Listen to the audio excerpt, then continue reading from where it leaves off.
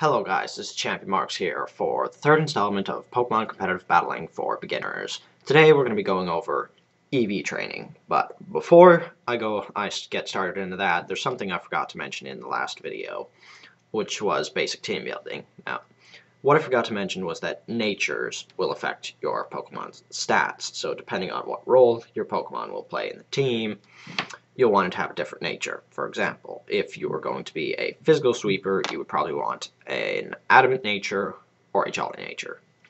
These would be the best for a physical sweeper because adamant increases physical attack at a cost of your special attack. Because you're a physical attacker, you don't care about special attack, and you want more physical attack. Or the jolly nature because it's minus special attack, and again, you don't care about that, and plus speed, which would make you faster. Link to what all the natures do will be put in the description. Now let's get to what I'm supposed to be talking about in this video, EV training. Now, first off, what are EVs? Now, EVs, it's an acronym that stands for effort value. What effort value is the kind of point that your Pokemon is given every time it feints another Pokemon in battle. Now, this point will increase your Pokemon stats on a level up depending on what kind of EVs it gets, which varies depending on what kind of Pokemon it kills. Now, EVs are recorded, but there is no way for you to see what kind of EVs that you've gotten unless you use cheats, so if you don't have cheats, it's recommended that you write this shit down so you actually know what EVs you're getting when you are EV training. Oh, and interesting note is that unlike experience, when you get EVs, every Pokemon that is faced the Pokemon that is on that you just fainted will get the same EVs. It will not be shared. They will all be given the exact same amount. Yeah, just an interesting note. And now, there's 6 kinds of EVs, one for each stat that a Pokemon has. HP, special attack, speed, yada yada, you know the rest. Now, every Pokemon gives off a different kind of EV. I've just put out a list of Pokemon here that are fairly common in the 5th generation games, so you can EV train off of these rather easily. Now, each Pokemon gives off different kinds of EVs. Some of them give off 1, some give off 2 of the same kind of EV, some give off more than 1 of different kinds of EVs. Like Patrat here, gives off 1 attack EV. However, a different Pokemon, like say Golduck, gives off 2 special attack EVs. And a Pokemon like Bronzong could give off two different kinds of EVs, 1 defense and 1 special attack, if I'm not mistaken. But just so that you don't get confused, it's preferred that you go with Pokemon that gives off 1 of a certain kind or 2 of a certain kind, so you don't get confused when keeping track of them. Now, how do these EVs work? Well, of course, when you kill a Pokemon, you'll get X number of EVs.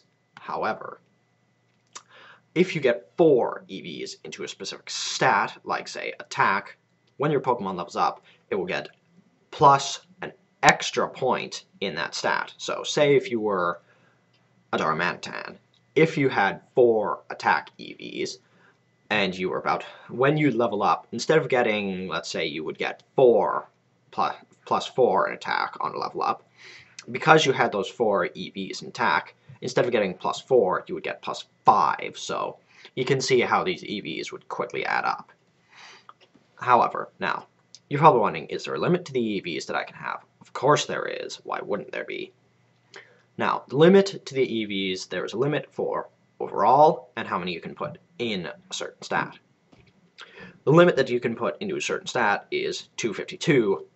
However, the competitive battlers prefer to do 252 instead of 255, which is the max, because 255, that just puts 3 EVs that aren't going to do anything to a stat, when you can put those 3 extra into another stat to possibly give that stat plus 1 more point, which is always useful. And the maximum that you can have for a Pokemon's EVs overall is 510. Now, I know what you're thinking. Wait, this means that I can't max out all of my Pokemon stats. This means I can only max out 2 stats at the most. Yes, this is true, but think about it. If you could max out all stats, that would just make battling way too hectic in Pokemon. So you just have to work with 510. And you have to be careful of how you invest these into your Pokemon, depending on what you want to be able to do, because with 510 EVs, that only gives you 127 extra points in the stats that it can have to throw around. So you have to be careful of how you invest these EVs into your Pokemon. But now, on to the next thing. Now, now this is another question that you'd probably think. Wait, if I can only get 1 or 2 or mostly 3 EVs off a Pokemon, that is going to make EV training way too long. How can I make it faster? There is a very easy answer to that question. First off, in the Battle Subway, there are these items. They're called the power items. Power lens, power band, power belt, and a couple others, which names I can't be bothered to remember. What these items do is when your Pokemon holds them, they will give you plus 4 EVs when you kill a Pokemon in whatever stat that they say they promote, no matter what Pokemon you've killed. This is very handy because that means, say, if you were attack EV training, you could put the attack EV plus item onto your Pokemon, kill a Patrat, and then instead of getting 1 attack EV, thanks to the item you're holding, you would get the 1 plus 4, which would give you 5, which would make EV training way faster. Now, these items do cost a lot of battle points, but hey, you just have to live with that. Now, there's also one more thing that can make EV training go a little bit faster. It's a condition called Pokerist. Now, it's a special condition that a Pokemon can has, which they don't explain a lot about it in the game. As a matter of fact, they just say not much is known about it in the game, but what it does is it boosts the EVs that your Pokemon gets by a double. So if you're, again, attack EV training, you had the attack EV boosting item, and you just killed a Patrat, instead of getting the 5 EVs that you should get, Pokerist would multiply it up to 10, which makes EV training so much faster.